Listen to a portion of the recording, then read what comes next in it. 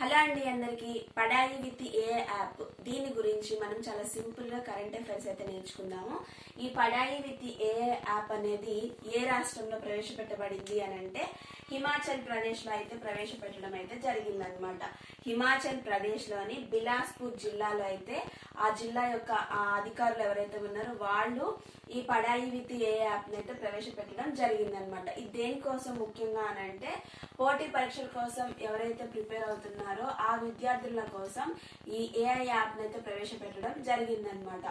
ఎందుకు దీని ద్వారా ఏంటి అని అంటే డిజిటల్ లెర్నింగ్ ప్లాట్ఫామ్ అయితే ఇది ఇస్తుంది.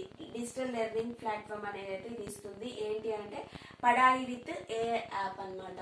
సో ఇది ఏంటంటే ఎవరైతే పోటీ పరీక్షలకు ప్రిపేర్ అవుతున్నారో వాళ్ళకి టెక్నాలజీని ఉపయోగించి ఏఐ యాప్ ద్వారా అయితే మనం చాలా విషయాలను అయితే నేర్చుకోవచ్చు.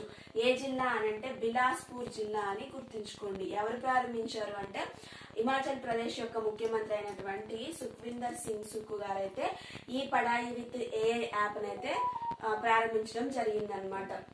అలాగే హిమాచల్ ప్రదేశ్ అయితే ఆడపిల్లల వయసు 18 సంవత్సరాల నుండి 21 సంవత్సరాలుగా పెంపు చేసిన తొలి ఏకైక రాష్ట్రంగా అయితే హిమాచల్ ప్రదేశ్ అయితే ఉందన్నమాట.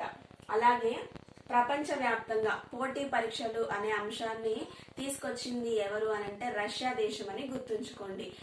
పోటీ పరీక్షల కోసం భారతదేశంలో పడాయి విత్ ఏ యాప్ అనేది ఏ జిల్లా ప్రవేశపెట్టింది, ఏ రాష్ట్రంలో ఉంది అంటే హిమాచల్ ప్రదేశ్ రాష్ట్రంలోనే బిలాస్పూర్ జిల్లా యంత్రాంగం అయితే ఈ ఏ యాప్ అయితే ప్రవేశపెట్టడం జరిగిందనమాట.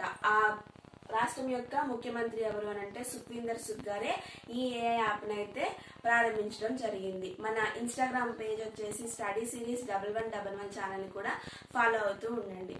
Thanks for watching.